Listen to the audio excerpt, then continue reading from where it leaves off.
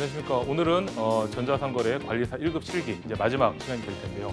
이 부분을 강의하게 될 박성택이라고 합니다. 그러니까 저번 시간에 저희가 이제 전자상거래에 대한 전반적인 이해, 그리고 전자상거래 운용사, 그리고 관리사 2급, 관리사 1급의 이론에 대해서 학습을 해봤습니다. 물론 이제 실기 파트가 저희가 이제 1급 실기가 있고, 그다음에 운용사랑 그 관리사 2급에 대한 실기는 이제 다른 교수님께서 이제 설명을 해 주셨을 텐데요.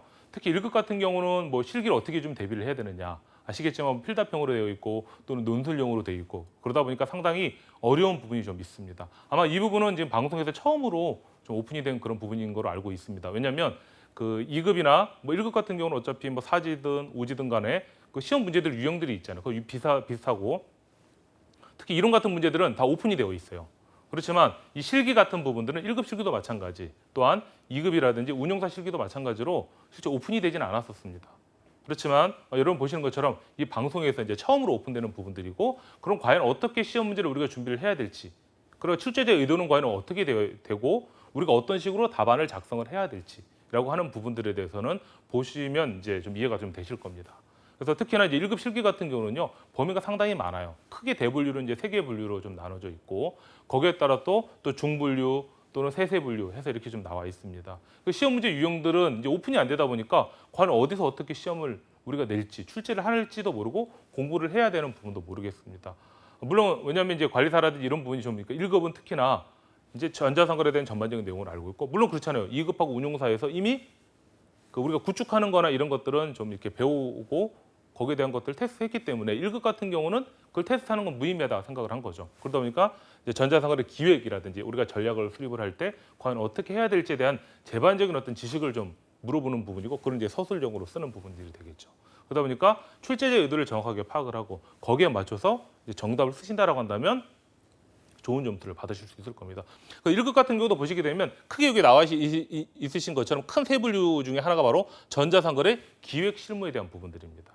그래서 거기에 이제 대분류가 되겠죠. 이 중분류를 보시게 되면 뭐 시장 환경을 분석한다라든지 또는 고객의 뭐 요구사항을 분석해서 실질적인 내용들이 다 나와 있습니다. 이런 식으로 뭘 구성할 수 있다. 예를 들면 추론할 수 있다, 요약할 수 있다, 구성할 수 있다, 조사할 수 있다. 그러니까 대부분 다 내용이 뭐냐면 기본적으로 여기에 대한 내용들을 전반적으로 제반적으로 알고 그 문제들을 우리가 기술할 수 있는 형태의 문제들을 낸다라고 하는 겁니다. 그러니까 실제 출제를 하고 있다라고 하는 부분들이 되겠죠. 그러다 보니까 보통 저희가 이제 저 같은 경우도 이제 대학에서 강의를 할 때 보면 오픈북으로 시험을 많이 봅니다. 오픈북으로 일반적으로. 그래서 저희가 오픈북으로 시험을 많이 보는데 문제가 이거예요. 예를 들면 오픈북에 제가 예를 들면 뭐뭐에 대한 개념을 정의하시오 라고 하고, 예를 들면 거기에 특징을 기술하고, 예를 들면 본인이 쇼핑몰을 운영한다고 가정을 하고, 예를 들면 전자상거래 실제 시험 문제를 낼 때 예를 들면 이거 해결 방안에 대해서 서술하시오 이렇게 낸 적도 있고요. 제가 이제 경영정보 시스템이라는 과목도 이제 강의를 하고 있는데 보면 경영정보라는 부분도 제가 이제 경영정보를 전공했지만 경영정보에서도 마찬가지로 그런 형태의 문제들을 냅니다. 본인이 기업을 운영한다고 가정을 하고 예를 들면 이런 전략이 있을 때 과연 어떤 전략이 더 효과적인지에 대해서 서술하시오 이렇게 됩니다. 그러면 그 문제 출제 의도가 바로 뭘까요? 여기에 기반해서 내는 거거든요. 추론을 한다든지 요약을 한다든지 정리를 한다든지 구성을 하는 겁니다. 그러니까 예를 들면 기본적인 개념에 대한 설명을 하고, 내가 만약 쇼핑 운영자라고 한다면 이런 상황이라면 쓰는데, 사례는요 하나의 어떤 그 기준입니다. 그러다 보니까 사례를 통해서 예를 들면 다른 기업들이 이런 사례를 하고 있다, 그 사례를 쓰면 저는 점수를 주지 않습니다. 왜냐하면 그게 맞지 않는 부분이 되는 거거든요. 물론 여기서는 이제 예를 들면 교수님들이 채점하는 교수님들이 따로 있으시겠죠. 그분들이 어떻게 채점 기준이 다 있을 겁니다. 출제를 하게 되면 채점 기준을 다 이제 수립을 해놓고 거기에 따라 채점을 하시는 거거든요. 근데 대부분 다 보게 되면 사례를 통해서 기술하는 부분들은 어디에서나 마찬가지로 제가 알기로는 점수를 부여를 못 받을 확률이 상당히 높습니다. 왜냐하면 그건 사례잖아요. 말 그대로 예를 들면 어느 에서 뭐 신세계닷컴 또는 SSC닷컴이 이런 식으로 구축을 했다. 예를 들면 뭐 아마존이 이런 식으로 구축을 했다. 뭐 옥션이 이런 식으로 구축을 했다. 이런 식으로 나오면 그건 그쪽이 구축한 거지 실제 이 문제에서 요구하는 사항은 아니거든요. 그건 하나 예를 들면 쭉 나열한 뒤에 예를 들면 옥션 같은 경우도 이런 식으로 구축을 했다라고 해서 간단하게 한두 줄 정도를 기술을 하는 문제, 그러니까 예를 들면 사례라고 한다면 기술을 해놓으면 뭐 이제 플러스 점수가 될 수 있겠지만 그 내용만 가지고 해서 기술을 한다라고 한다면 어려운 부분이 있을 겁니다. 왜냐하면 그 부분은 제가 뒤에 가서 이 기출 문제도 제가 제공을 받아서 지금 보여드리긴 할 텐데요. 좀 이제 보시면 아 이런 식으로 좀 구축을 해야 되겠구나, 이런 식으로 우리가 서술을 해야 되겠구나라는 부분들을 잘 아실 수가 있을 겁니다. 그래서 이렇게 나와 있고요. 또 마찬가지로 뭐 경쟁사 현황을 분석한다든지 관련 사례 나올 수 있겠죠. 왜냐하면 전자상거래 관련해 법규라든지 또는 어떻게 하게 돼요? 관련된 어떤 다양한 어떤 이슈들이 좀 있잖아요. 과연 그거에 대한 것들을 어떻게 우리가 해결하는지, 예를 들면 안 되면 우리가 이제 그 소비자 보호 단체라든지 그런 쪽에 이제 이런 것들을 의뢰를 하게 되잖아요. 그러니까 동종업계 선진 사례라든지 이런 것들에 대한 부분들이 좀 있고, 현황 조사 도출한다, 정의한다 이렇게 돼 있죠. 그러다 보니까 여기 보시면 아시겠지만 거의 내용들 자체가 개념, 특징 이런 것들을 구성 요소에 대한 것들을 다 기술을 해줘야 된다고 하는 겁니다. 관련 법, 판례라든지 이런 것들을 분석하는 문제 꼭 나옵니다. 아시겠지만 법 문제는 제가 봤을 때 최근에 보니까 계속 나오던데요. 법 자체는 최소한 한 문제 또는 두 문제 정도가 나오게 됩니다. 그러니까 물론 여기는 이제 그 전자상거래 관리사 실기 같은 1급의 실기는 특징이 있습니다. 논술형 40점짜리가 두 문제가 나와요. 그중에 본인이 하나 선택하는 겁니다. 그다음에 뒤에 이제 논술형 문제들이 또 나오게 되겠죠. 그러니까 두 문제씩이 나오게 됩니다. 그러니까 두 문제씩이 총 나오게 되는데 그 문제들 자체도 총 어떻게 돼요? 총 세 문제가 되니까 총 실제는 네 문제입니다. 그래서 40점, 20점, 20점, 20점 이렇게 돼요. 그러니까 100점 만점이겠죠. 그럼 40점짜리가 두 문제 나오고 20점짜리가 각각 두 문제씩 나오게 됩니다. 그 중에서 하나씩을 본인이 선택해서 답안을 작성을 해야 되는 그 문제가 되는 겁니다. 그러다 보니까 어디에서 어떤 문제가 나올지는 잘 모르겠죠. 근데 제가 최근에 보니까 이 법은 관련법 분석하기는 꼭 나옵니다. 매번 나왔습니다. 근데 관련법이라고 하는 자체는 워낙 많이 있다 보니까 잘 모르지만, 특히나 문제를 한번 보시면 시험 문제 보셨던 분들은 아시겠지만 아주 어떻게 해야 돼요? 오픈된 형태들입니다. 그래서 그런 내용들을 한번 보시고, 물론 완전하게 똑같이 법 조항을 쓰지는 못한다고 하더라도 기본적인 내용을 가지고 이렇게 쓰시면 쉽게 이런 것들을 하실 수 있는 그런 부분이 된다라고 보시면 되고요. 그다음에 전자상거래 아까는 이제 앞서 기본적인 기획에 대한 부분들이 있었잖아요. 전자상거래 이제 마케팅에 대한 부분들이 있습니다. 마케팅은 이제 아시겠지만 이론에서 상당히 한 파트 한 과목을 차지하고 있죠. 2급이 되었든 1급이 되었든 실기에서도 마찬가지로 하나의 파트를 차지하고 있습니다. 그래서 판매 상품을 설정하거나 목표 고객을 설정하거나 하는 부분들, 그다음에 보시는 것처럼 판매 상품 가격 전략 또는 상품 개발 전략 이렇게 수립하는 그런 내용들도 있고, 보시면 방법을 선택한다, 결정한다, 재결정한다 이런 식으로 목표 전략 수립, 필요 상품 일정, 도출 이런 것들, 계획서. 그러니까 이런 것들은 보시지만 예를 들면 자기의 생각을 그냥 적으라고 하는 거, 물론 관점에서 적으라고 하는 것뿐이지 기본적인 내용들에 대한 것들은 다 알고 있어야만 실제 문제를 출제할 수 있도록 형태로 문제가 되어 있어요. 그러니까 마케팅 전략을 수립하거나 판매 계획을 수립하는 이런 것들 뻔한 거라고 하지만 구체적인 내용들 나오죠. 목표 고객을 정의라고 요구를 구체적으로 도출. 가격 전략도 상당히 많이 있잖아요. 가격 결정 전략도 있지만 가격 전략들도 있거든요.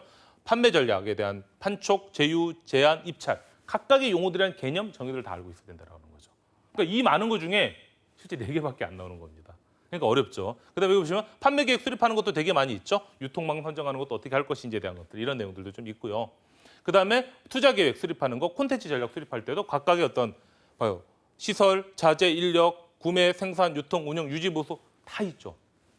여기에 대해서 기본적인 내용들을 우리가 알고 있어야만 되는 내용들이 상당히 많이 있다라고 하는 그런 부분들입니다. 마케팅 전략 수립하는 거, 뉴미디어 마케팅을 연동한다라고 하는, 그래서 이 뉴미디어는 많이 나오겠죠. 최근에 뉴미디어 마케팅 할 수 있는 전략들 많이 있잖아요. 예를 들면 SNS다, 또는 모바일이다, 또는 스마트폰 이런 마케팅 기법들도 상당히 많이 있잖아요. 그러다 보니까 그런 것들을 토대로 해서 나올 수 있는 기법이 무엇이 있는지에 대한 것들도 많이 묻습니다. 근데 다 보시지만 어떻게 하게 돼요? 기본적인 개념, 특징, 구성 요소, 장점, 단점 이런 것들에 대한 내용들은 조금 이렇게 아셔야만 이 부분에 대해서 만약 문제가 나오더라도 충분히 하실 수 있는 그런 부분이 되는 겁니다. 그다음에 전자상거래 마케팅에서도 마찬가지로 마케팅 성과 측정하거나 과연 이 결과를 우리가 어떻게 활용할 것인가라고 하는 부분들도 여기 나와 있습니다. 그래서 이런 부분을 통해서 각각의 내용들, 성과 측정 기준, 측정 기준은 딱 정해질 거예요. 시험 문제에서 그냥 성과 측정 기준에서 논하시오, 서술하시오 이렇게 되진 않거든요. 성과 측정 기준이 뭐 있다. 그러면 뭐에 대해서 서술하시오 이렇게 될 거 아니에요. 그러니까 그 기준에 따라서 정확하게 개념을 알고 있어야만 충분히 하실 수 있는 그런 부분이다라고 이렇게 해서 보시면 됩니다. 그다음에 이제 전자 마케팅 마지막 고객 데이터베이스 활용 계획 수립하는 거죠. 예를 들면 이제 고객 데이터베이스는 DB 같은 거 설계를 하잖아요. 그러니까 예를 들면 그런 것들, 고객 관계 관리, CRM에 대한 부분들이네요. 데이터 마이닝, 가격 믹스를 할 수 있는 전략이라든지 맞춤형 고객 서비스. 그러니까 예를 들면 데이터 마이닝이면 데이터 마이닝 기법, 가격이면 가격에 대한 전략들, 그다음 로열티에 대한 전략. 이런 것들. 그러니까 예를 들면 전략의 중요성을 한다고 그러면 기본적인 개념이 있을 수 있죠. 그러니까 다양한 것들이 있을 수 있습니다. 그렇기 때문에 여러분들이 아시겠지만 이런 기본적인 내용들을 다 어떻게 돼요? 기본 개념, 특징. 이 많은 걸 어떻게 다녀요? 그래도 기본적으로 아셔야 돼요. 그러면 어느 정도 우리가 그 답안을 좀 이렇게 작성을 하실 수 있는 그런 내용들이 되는 부분이니까요. 그다음에 이제 사이트 기획 및 구축도 있겠죠. 그러니까 이것도 항상 잘 나오는 어차피 크게 세 가지 분류해서 네 문제가 출제가 되기 때문에 잘 나오는 부분들이겠죠. 사이트 개발 계획 수립한다든지 디자인한다라든지 설계한다든지 구축한다든지 하는 내용들이 있습니다. 그래서 예를 들면 사이트 기획 구축하는 부분들 이런 내용들의 전반적인 내용들을 알아야 돼요. 보시면 나와 있죠. 사이트를 구성하는 모듈, 코딩, 디버깅 이런 용어들이 다 나옵니다. 그럼 이 기준에 따라서 이루어지는 거거든요. 제가 아마 전자상거래 첫 시간에서 전자상거래가 중요한 이유에 대해서 아마 설명을 좀 드렸을 때 보면 쇼핑몰 구축하는 단계들 있죠. 그런 단계들처럼 기본적인 단계에 따라서의 어떤 내용들인지 그러니까 개념을 다 외울 수는 없지만 구체적으로 어떤 걸 의미하는지에 대한 것들까지는 다 알고 계셔야 된다는 거죠. 그래야만 예를 들면 사이트를 구축할 때 바로 아까 제가 보여드린 것처럼 첫 시간에 보여드린 것처럼 그 내용을 가지고서 인터페이스 설계한다든지 이런 내용들을 다 이제 설명을 하실 수 있죠. 그러니까 단순하게 우리가 보면 어떤 기본적으로 우리가 알고 있는 뭐 다양한 뭐 신문 기사나 이런 뭐 사례나 이런 것에서 나오는 걸 토대로 해서 이게 서술하면 안 된다라고 하는 거죠. 왜냐하면 여기서 요구하는 것 자체는 이렇게 구체적인 것들을 다 요구하고 있잖아요. 거기는 이 구체적인까지 나와 있지는 않거든요. 그냥 인터페이스 설계했다 이렇게만 나와 있지 구체적으로 어떤 방법을 통해서 어떻게 했는지는 안 나온다라고 하는 거죠. 그런 내용들이 있다 보니까 그런 내용들, 뭐 DB 기술, 데이터베이스 기술도 이런 거 다 넣어죠. 데이터 사전, 테이블에 대한 정의서 이런 거 나오는데 아마 데이터 사전 같은 경우 시험 문제 많이 출제가 되는 것 같더라고요. 최근에 보게 되면. 그래서 이런 부분에 대한 것들도 잘 알고 계셔야만 되는 그런 내용들이라고 이렇게 보시면 됩니다. 그다음에 보면 상품형 콘텐츠 개발한다, 기초 데이터베이스를 구축한다라고 하는 데이터베이스는 꼭 시험 문제 나오더라고요. 제가 보니까 법도 관련 법에 대한 것들을 이해하는 문제가 꼭 시험에 출제되듯이 이 데이터베이스도 꼭 한 문제가 출제가 됩니다. 그렇다고 해서 세부적으로 엄청 깊숙이 들어가지는 않습니다.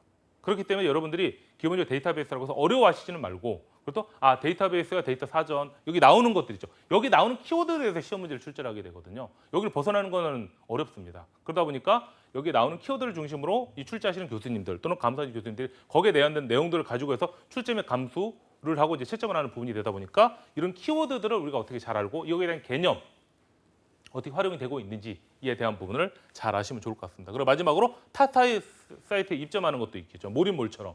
예를 들면 인터파크라고 하면 인터파크에서 인터파크라는 몰이 있죠. 그 몰 안에 또 몰로 들어가는 형태가 되는 겁니다. 최근에 이제 트렌드가 좀 되고 있는 건데 이런 것들. 여기 보면 뭐 투자 계획, 생산 일정, 자원은 이렇게 해서 어떻게 돼요? 각각의 다 키워드들이 있습니다. 키워드들이. 그러니까 제가 항상 말씀드리는 것처럼 이런 키워드들을 토대로 해서 적용을 해야지만 상당히 괜찮은 그런 부분들이 된다. 그래야만 시험 문제를 실제 저희가 대비를 할 수가 있겠죠. 그래서 지금 보여드리는 이 뒤에 문제 같은 경우는 이제 최근에 이제 나왔던 형태의 문제들입니다. 여기 다음에 나오는 것들 기출 문제니까 한번 기출 문제를 토대로 해서 한번 간단한 내용들을 좀 살펴보도록 하겠습니다.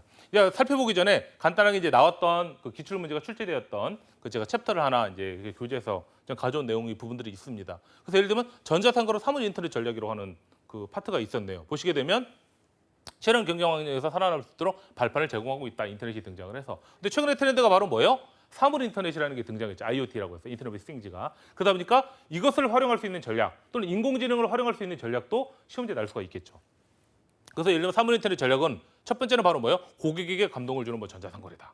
이렇게 이제 사물 인터넷 전략을 해서 나와 있죠. 데이터 수집, 분석, 고객이 제공 단계를 거쳐 뭐 궁극적으로 무엇을 고객들이 원하는지 그런 것들을 제공해 주는 쪽에 포커스를 맞추고 있다라고 하고 니즈보다는 시즈를 찾고 있다라고 하는 이런 부분들에 대한 이런 설명들이 있습니다. 그러니까 이런 것들은 가장 최신이잖아요. 그러니까 아시겠지만 시험 문제라고 하는 부분을 최신의 어떤 트렌드도 반영을 해서 출제를 하게 됩니다. 근데 기준이 바로 뭘까요? 이렇게 예를 들면 시중에 나온 전자상거래 관련된 교재라든지 이런 쪽에서 정확하게 어떻게 돼요? 책 속에 들어가 있다고 한다면 근거 제시가 될 수가 있겠죠. 그러다 보니까 이런 쪽에서도 시험 문제를 출제를 할 수가 있다고 하는 겁니다. 실제 시험 문제가 이제 출제가 된 그런 부분이 있습니다. 또한 두 번째는 고객이 생각지도 못한 맞춤형 서비스를 제공해 준다.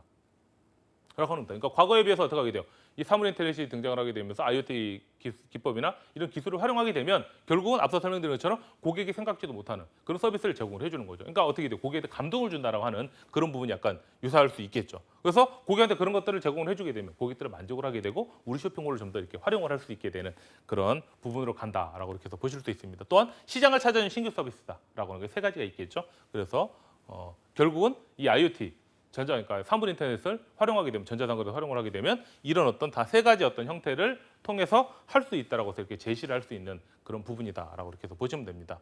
또한 이게 수학 분석이라고 하는 부분들도 있어요. 이 수학 분석 같은 경우도 보면 저희가 이제 SWOT라고 해서 아마 혹시 경영을 수업을 들어보시거나 하신 분들은 많이 들어봤던 용어일 겁니다. 뭐 스왓이라든지 STP라든지 포피라든지 이런 용어들은 많이 들어보셨을 텐데 특히나 이 수학 분석 같은 경우는 SWOT 강점, 약점, 위험 요인, 기회 요인에 대해서 크게 이렇게 알고 계시죠. 근데 여기 나와 있는 것처럼 어떻게 돼요? SO, ST, WT,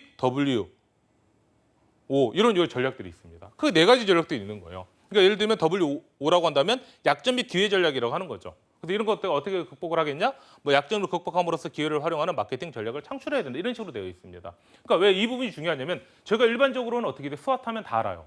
그렇지만 SO냐, WT냐, OT냐 뭐 이런 식으로 하게 되면 힘들죠. 과연 얘들이 뭘 의미하는 건지. 그래서 혹시라도 이런 부분이 나온 부분이 있다면, 그러니까 이 부분은 어떻게 돼요? 마케팅이라든지 또는 뭐 경영 전략이라든지 이런 쪽에서 많이 나오는 그런 유형들이거든요. 전자상거래 교재도 많이 나오는 전략들입니다. 그래서 제가 설명드리는 것처럼 이렇게 실제 나올 수 있는 부분에 대한 것들을 이제 교재들을 보시게 되면, 특히나 전자상거래 교재들이 있겠죠. 그런 내용들을 보시게 된다라고 한다면 상당히 편하게 이런 것들을 좀 대비를 하실 수가 있다라고 하는 겁니다. 물론 그래요. 이 전자상거래 실기하는 부분이 상당히 많이 있죠. 그중에서 딱 4문제, 총 8문제 중에 2문제 선택을 하는 거겠지만 대충 최근의 트렌드, 그러니까 시험을 안 보시면 좀 어려운 부분이 좀 있긴 하겠지만 최신의 트렌드를 보고 이런 트렌드에 어떤 문제가 좀 나오게 되겠구나라고 한다면 이제 폭넓게 이제 전략을 기술하는 문제들이 있습니다. 그런 문제들. 그리고 시험 문제를 우리가 과연 어떻게 해야 돼요? 제시를 해서 이걸 해봐야 되는지에 대한 그런 내용들까지는 정확하게 아시면 좋을 것 같습니다. 그러다 보니까 실제 전자상거래 교재 제가 아까 말씀드렸죠. 2급에서 말씀드리고 또 1급에서 말씀드리는 것처럼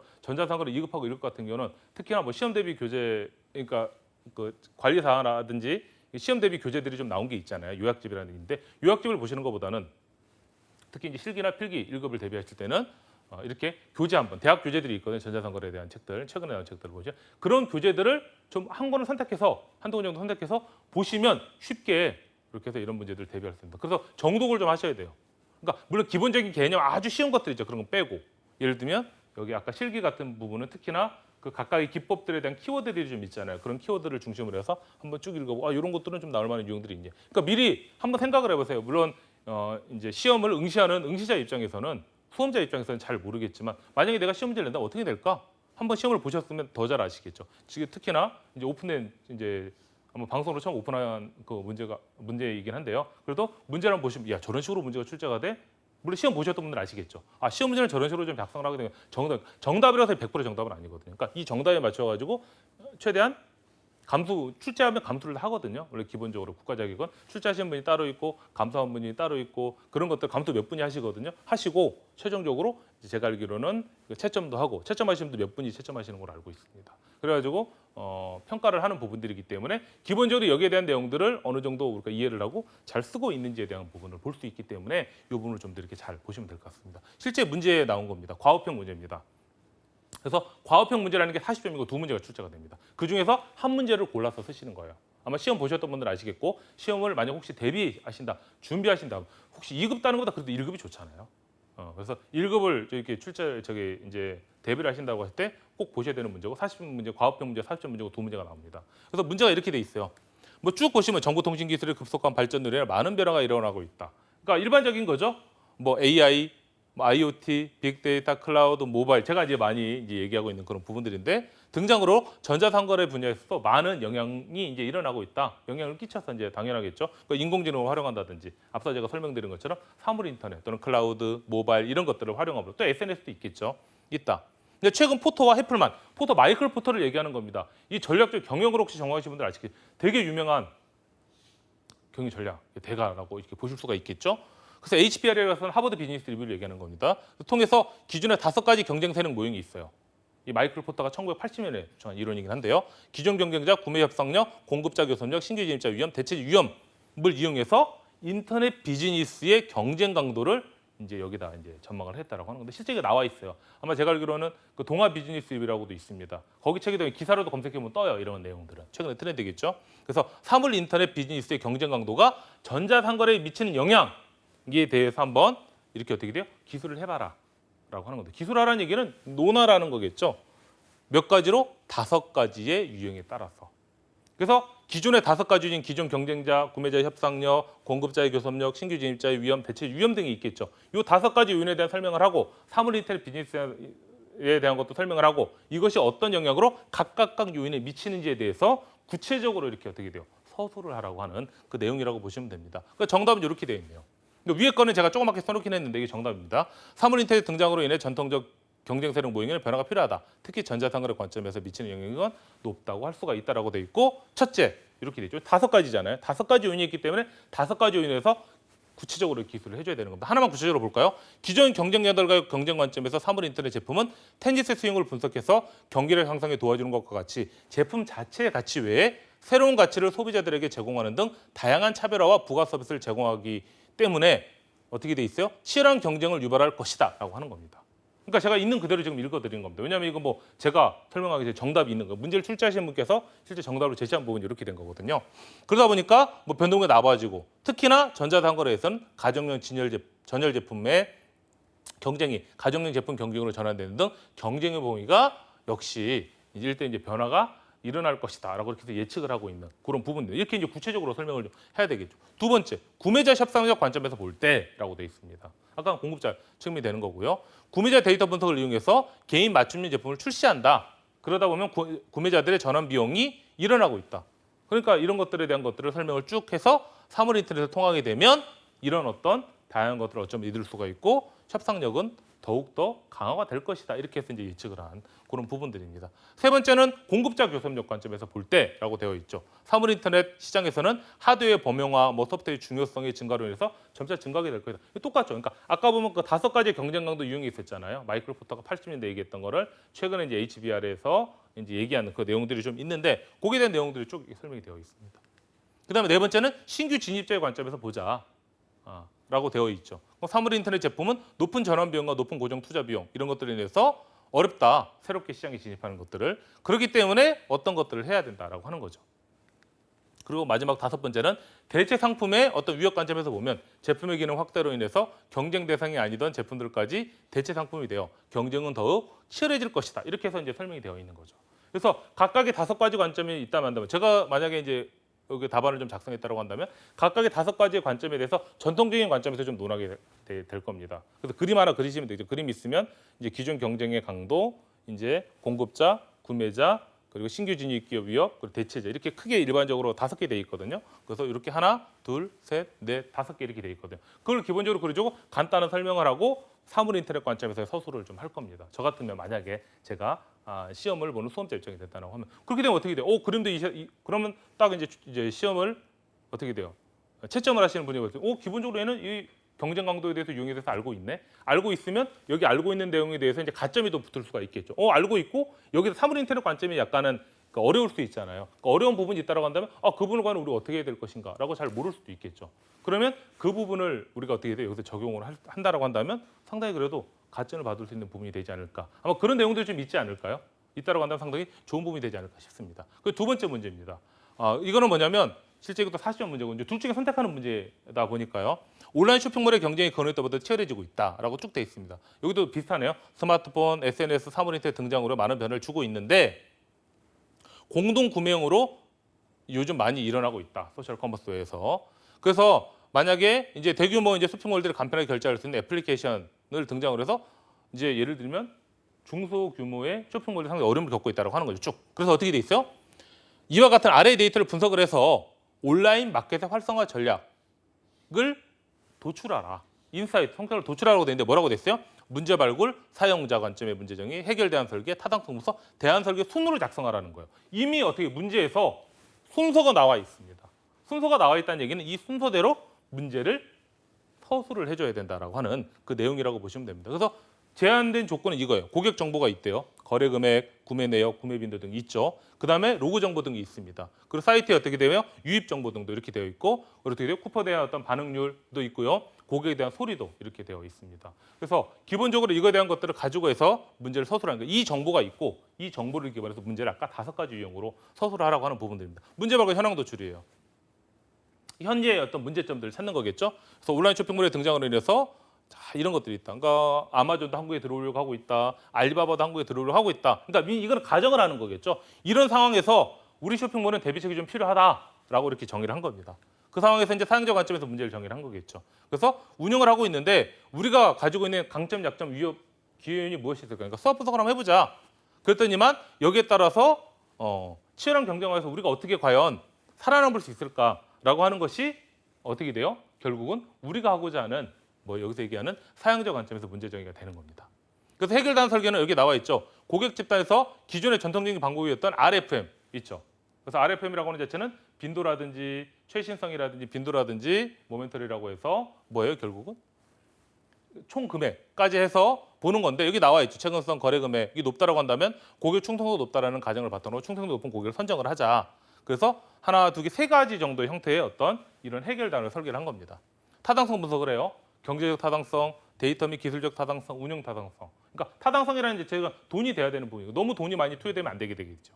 투입자는 금액이 크고 거기에 얻을 수 있는 혜택이 없다고 한다면 경제적으로 가능한지 또는 기술적으로 충분히 이것이 분석이 가능한지 그다음에 운영적으로 충분히 가능한지에 대한 것들도 우리가 찾는 그런 내용이 여기에 포함된다고 보시면 됩니다. 거기다 대안을 선택하죠. 뭐 1번, 4번 대안은 무엇이 있어 어렵다. 그래서 최적의 대안을 몇 번을 선택했어요. 여기서는 2번으로 선택하죠. 이거 대안을 선택하는 거는 뭐 내가 2번 하나, 1번 하나, 3번 하나 상관없죠. 여기서 2번으로 돼 있죠. 난 1번 하겠다. 1번을 내가 선택하게 된 대안에 대한 것 구체적으로 서술을 해주는 거고 3번에 대한 대안이라면 구체적 서술 그리고 2번에 대한 거라면 구체적 서술을 해서 나는 최종적으로 이 대안을 선택하겠다라고 하는 것이 바로 이 서술에 대한 답이라고 이렇게 보시면 됩니다. 그러니까 생각보다는 주어진 조건하면 주어진 조건하에서의 정의, 개념, 특징 이런 것들을 잘 어울려서 문제를 구성을 하시면 상당히 좋고요. 논술형 문제를 보시게 되면 전자상으로 추진 전략에서 가격 결정 전략 방안이 있대요. 요건 부과와 가격 차별화가 있대요. 그 두 개로 구분해서 한번 설명을 해보라고 하는 겁니다. 보시니까 있다. 요건 부과 방식 전략이 있고요. 거기에 따라서 실제로 어떤 전략 방식을 취하게 될지에 대한 설명을 쭉 한 겁니다. 여기에 대한 내용들도. 그다음에 거기에 따라서 가격 차별화 전략은 어떤 건지. 그러니까 앞서 보는 것처럼 요건 부과 방식하고 가격 차별화 전략이 어떤 차이가 있는지에 대한 것들을 이렇게 서술을 해서 문제를 이제 쓰는 그런 내용들도 있습니다. 그 기본적인 내용들도 있고요. 그다음에 이제 DBMS, 그러니까 데이터베이스 매니지먼트 시스템을 얘기하겠죠. 그래서 이거의 구성 요소 모듈과 데이터 사전 시스템에 대해서 한번 설명을 해봐라. 가장 잘 나오는 형태의 문제들입니다. 그래서 DBMS 구성 모듈에 대한 설명들을 쭉 해요. 그러니까 저장 데이터 관리자, 데이터 정의와 컴파일러 각각에 다 정의잖아요. 이런 것들은 런타임이라고 하는 자체라든지 이런 것들에 대한 설명이 있죠. 여기 보면 나와 있죠. 데이터 정의어, 관리자, 그다음에 컴파일러, 런타임 데이터베이스 처리기, 지리 컴파일러, 그리고 프리 컴파일러, 데이터 조작어에 대한 설명. 물론 다 쓰면 좋긴 하겠지만 없으면 좀 일부만 쓰시면 되겠죠. 거기에 대한 설명들을 해서 각각의 이것의 정의나 개념이 무엇인지에 대한 설명을 하고요. 그다음에 마지막으로 데이터 사전에 대한 어떤 시스템 형태로서 데이터 사전에 대한 시스템이 어떤 것을 얘기하고 있는지에 대한 기본적인 정의나 이런 개념들에 대한 이런 설명을 여기서 하고 있는 그 내용이라고 이렇게 보시면 됩니다. 그래서 아시겠지만 실제 여기 나오는 것처럼 기본적인 내용들이 이렇게 되어 있고요. 여러분들이 보시는 것처럼 여기에서 문제 자체는 상당히 어려울 수가 있습니다. 그렇지만 최근에 어떤 문제를 한번 보셨다든지 문제의 유형들 자체를 보시게 되면 기존의 출제 기준에 맞춰서 시험 문제를 출제를 하고 있거든요. 그렇기 때문에 특히나 이 서술, 실기에 대한 부분들은 좀 공부를 좀 하시고 스스로 이렇게 쓰는 그러니까 문제를 한번 출제를 해보시고 작성을 해보시는 그런 습관을 가지시는 것이 좋을 것 같습니다. 이상으로 전자상으로 1급 실기 과목에 대해서 마치도록 하겠습니다. 감사합니다.